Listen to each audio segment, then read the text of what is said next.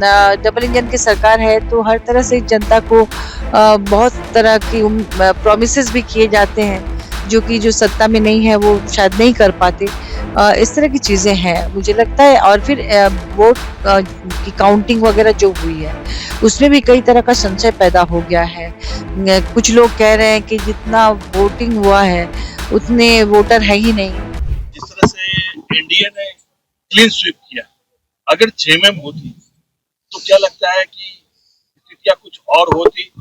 और जब ये जीत हुई है उसके बाद आरजेडी में एक तरह से कलह का माहौल चल रहा है, गठबंधन के अंदर काफी सारी बातें चल रही है। देखिए चुनाव में इस तरह से होता है। कभी चित किसी की पट किसी का ये होता रहता है। और फिर जिसके पास सत्ता है डबल इंजन की सरकार है वो जनता को बहुत कुछ सौगात भी दे सकते हैं। चुनाव के पहले 10-10 हजार रुपए अकाउंट में आना जो आर्थिक रूप से कमजोर हैं उनको इससे काफी फायदा होता है। और इसके अलावा डबल इंजन की सरकार है तो हर तरह से जनता को बहुत तरह की प्रॉमिसेस भी किए जाते हैं जो कि जो सत्ता में नहीं है वो शायद नहीं कर पाते।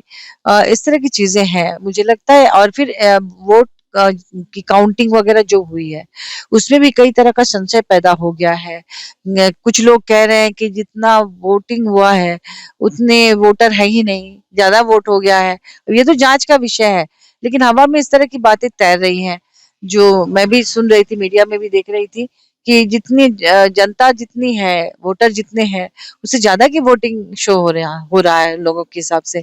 और ये कह रहे हैं कि 66 पॉइंट कुछ परसेंट वोटिंग हुई है। तो क्या सच्चाई है वो भी जांच का विषय है कि आखिर इतने वोटर कहाँ से आए, क्या हुआ नहीं हुआ। चुनाव आयोग को लेकर कई बार एसआईआर को लेकर बहुत तरह का विवाद देश में देखने को मिल रहा है।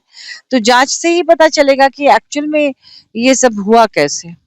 जी। एक सवाल और है कि आरजेडी है कि परिवार के बीच में मतभेद उत्पन्न हो गया है। रोहिणी आचार्य ने कई सारे आरोप लगाए अपने ही भाई तेजस्वी पे और उनके जो और करीबी हैं, चाहे वो एक नाम आ रहा है संजय यादव का नाम आ रहा है और एक और नाम आ रहा है।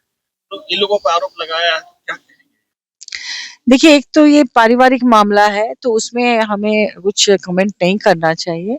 और दूसरी बात ये है कि जब भी हार होती है तो उसकी समीक्षा भी होती है। लोग सोचते हैं कि क्यों हार हुई, तो उसी समीक्षा के दौरान लोग थोड़ा दुखी भी रहते हैं तो कुछ भी बयान आ जाता है।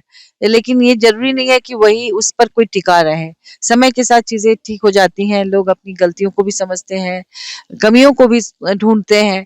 तो ये सब पॉलिटिक्स में चलता रहता है। एक जी। और सवाल, ओवैसी बिहार में काफी सफलता इस चुनाव में प्राप्त की है, उसके बाद उनका बयान काफी आजकल चल रहा है कि मुस्लिमों को जो है केवल रोकने की जिम्मेदारी उनकी नहीं है और भी अन्य दलों के लोगों को भी इसमें जो आना चाहिए, कांग्रेस हो या जो।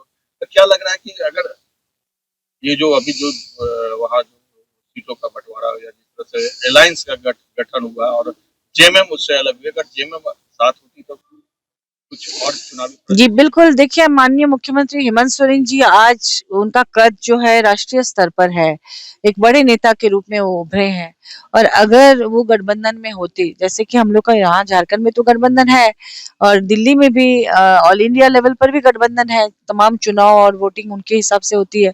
तो ऐसे में बिहार में अचानक से जो कुछ भी घटित हुआ, जेएमएम सीट नहीं लिया या नहीं मिला, जो भी हुआ, वो दुखद है, दुर्भाग्यजनक है। और हो सकता है कि अगर स्टार प्रचारक के रूप में माननीय हेमंत सोरेन जी जाते, तो निश्चित रूप से उस पर काफी प्रभाव पड़ता और चुनाव परिणाम इससे बेहतर हो सकता था। कांग्रेस को लेकर के भी जो हाल के दिनों में अभी जो 2 दिन पहले प्रधानमंत्री का बयान आया, एमएम मुस्लिम लीगी कांग्रेस पार्टी हो गई है, मुस्लिम और माओवादी लीगी पार्टी हो गई है, इस तरह की बातें हैं उन्होंने की। देखिए ये सब ना मुझे लगता है कि किसी पद पे रहने के बाद थोड़ा-सा लोगों को इससे तकलीफ होती है। इस तरह का बयान नहीं आना चाहिए क्योंकि बहुत महत्वपूर्ण पद है और वो किसी पार्टी विशेष का पद नहीं है। वो पद जो है जनता का पद है। तो उस पद से बोलने पर लोगों को कुछ चोट पहुँचती है इस तरह की बातों से। हुँ। ओवैसी ने एक और बात कही कि बीजेपी को रोकना सिर्फ मुस्लिमों का काम नहीं है, अन्य भी जो दल है, कई सारा कहीं ना कहीं आरजेडी, एसपी और कांग्रेस